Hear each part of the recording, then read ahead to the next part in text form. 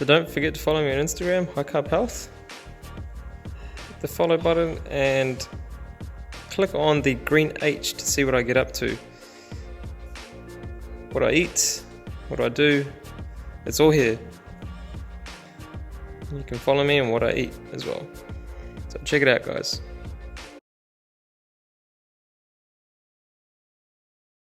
Hello everyone, welcome to another video. We're here today with Dr. Neal Barnard. Welcome to the channel, Dr. Neal. Thank you. Great to be with you today. Dr. Neal Barnard, on top of many amazing achievements, is the president of the Physicians Committee for Responsible Medicine, and he's done a lot of work and research specifically on plant-based nutrition, diabetes, and also on the mind and Alzheimer's and dementia. So we're going to start talking about that a little bit today.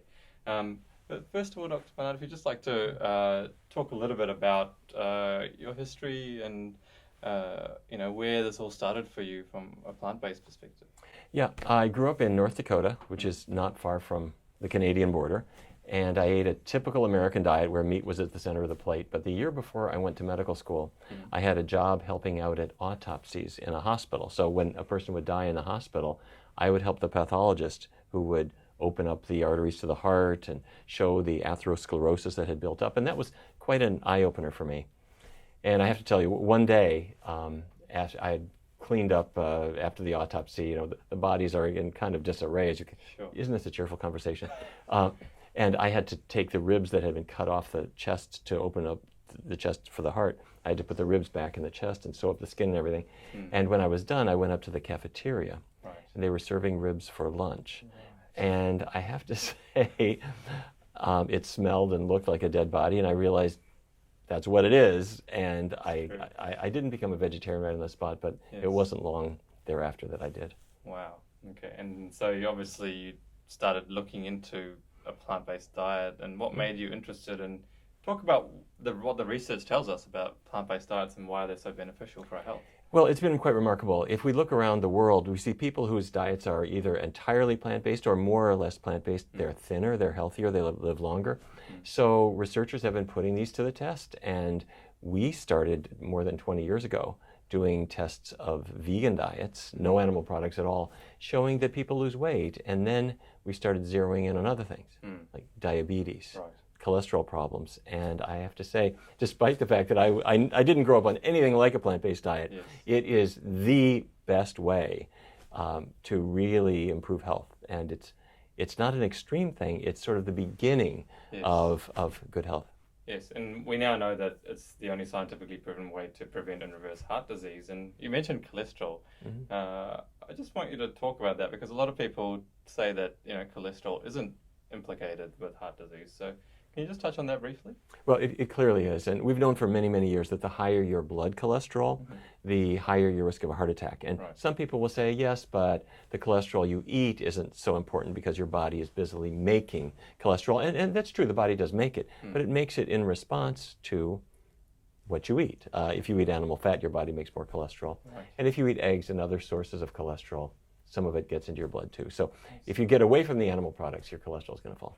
Fantastic. And other things that get into the blood are sugars. And you've done a huge amount of research when it comes to blood sugars and diabetes. And I was amazed when I read your book, obviously, about the fact that it's not about the sugar, it's about the fat. So let's talk about that a little bit, and what causes diabetes, first of all. Yes, diabetes means there's too much sugar in the blood, of course. Right. And sugar is not a bad thing in this sense. The sugar, glucose, is the fuel for your muscles and your brain and all of you. And the problem in diabetes is the sugar isn't getting where it belongs. It's not getting into the muscle cells, it's building up in the blood. And the reason for that, to many people's surprise, is that when fatty particles build up in the muscle cells, the sugar can't get in. When fat builds up in the liver cells, the sugar can't get in, so it builds up in the blood. And up until now, people thought, well, I just shouldn't eat sugar or don't eat bread because it'll digest to release sugar. Okay, but the real problem is the buildup of fat that keeps the sugar from getting into the cell. So, plant-based diet has no animal fat in it at all. And if you keep oils low too, then the fat in the cells dissipates. Right. And the sugar can get in. Fantastic. And so talk about, because people love the theory, but they also love to hear about practical applications. Mm-hmm. So you must have seen a lot of people who have been able to reduce their blood sugars following a whole food plant-based diet and keeping it low fat. Oh, yes. Can you share a couple of examples of some of the amazing things that you've seen? Yes. Back in 2003, the U.S. government funded my research team to do a head-to-head test of a completely plant-based diet, Yes. comparing that to a more conventional diabetes diet. And what we found is that the plant-based diet is dramatically more effective in reducing blood sugar. It's also better for weight loss and for cholesterol control. But the funny thing is that although people imagine it might be challenging to go on a vegan diet, our participants describe it as surprisingly easy. And here's what I mean.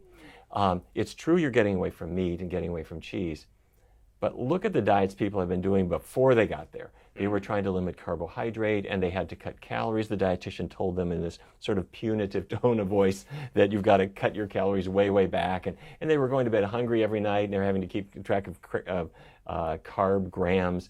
And we're saying, don't do any of that. Just top your spaghetti with the tomato sauce instead of the meat sauce. Have the bean chili instead of the meat chili. Have the vegetable sushi instead of the fish sushi.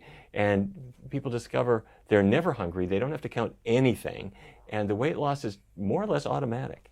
Wow, that's amazing. And some of the other research you've done more recently is, you've got a great book that's called Power Foods for the Brain. Can we talk a little bit about that and what you're finding? The more I read about your research, you find that the same kind of links are occurring for many different types of elements in the body. Yeah, it's surprising.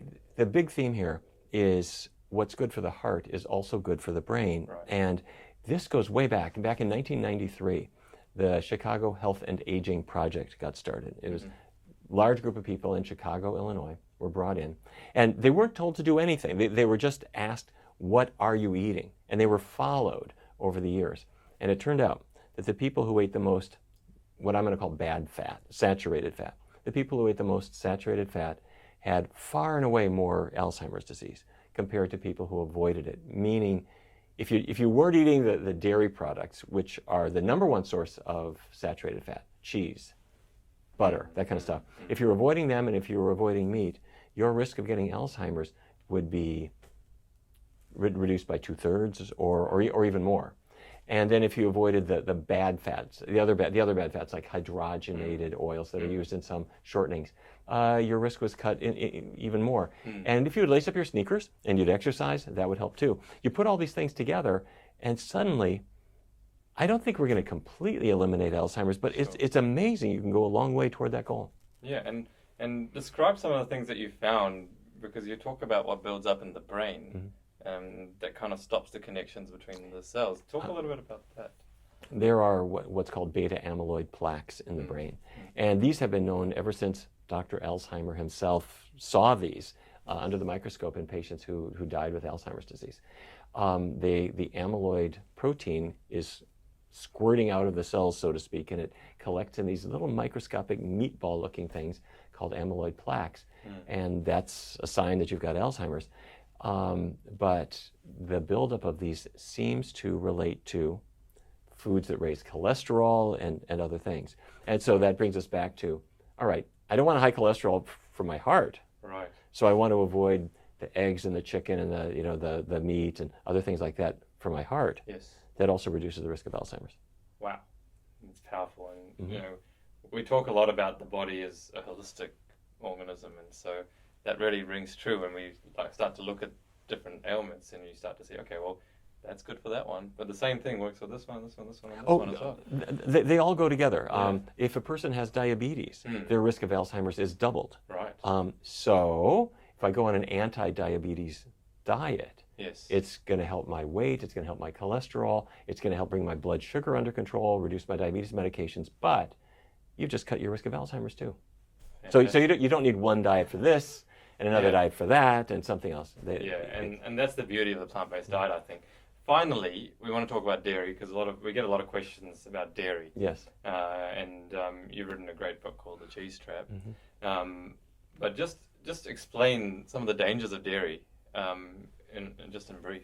Well, dairy products are loaded with saturated fat, as I was mentioning earlier. That's the fat that's solid at room temperature, which is why butter is it doesn't pour like oil. It's this big solid glop of stuff, and that bad fat will raise your cholesterol as well as contributing to Alzheimer's. The dairy protein, though, is a striking thing. Dairy protein triggers a lot of funny reactions in the body.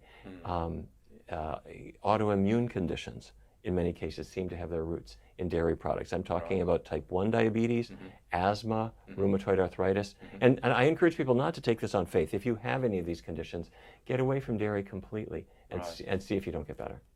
Fantastic. And finally, dairy also plays a role in the way the microbiome works, and you've just been touching on that in one of your talks in the last couple of days. So talk about that as well. How does dairy affect the gut bacteria? Well, part of it can be the inflammatory reaction to the protein that I mentioned, but the other thing, the real obvious thing, is that apart from fat and protein, there's something else in dairy, and that's the dairy sugar, lactose. In fact, if it's non-fat dairy you have, the number one nutrient in it is sugar.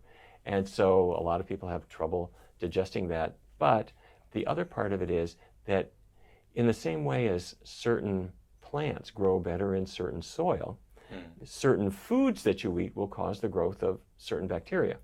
And when people are on an animal-based diet, their gut bacteria populations that tend to grow are often the maladaptive disease-causing bacteria, as opposed to when they switch to a plant-based diet, suddenly their healthy gut bacteria can grow. So all these people who are busily eating salami and unhealthy stuff, and then they're taking a probiotic pill, they would do way better to throw out the probiotics and throw out the animal products, get on a plant-based diet, and then the natural healthy bacteria will grow.